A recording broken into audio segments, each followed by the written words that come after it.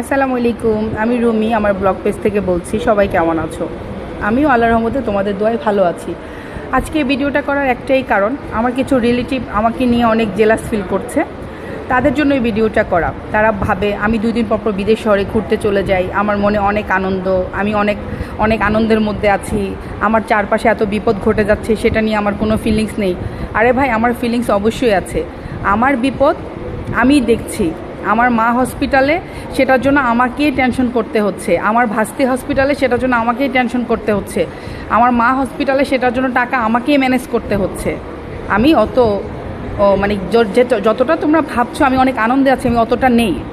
দেখো, আমি এমন একটা দেশে আসছি, এই দেশের কাপড় চোপড়, এই দেশের রাস্তাঘাট, এই দেশের ব্যাগ, শপিং করার জায়গাগুলি তোমরা যদি দেখো, আমার বাংলাদেশের গুলিস্তানের ফুটপাতের থেকে অনেক ভালো আছে।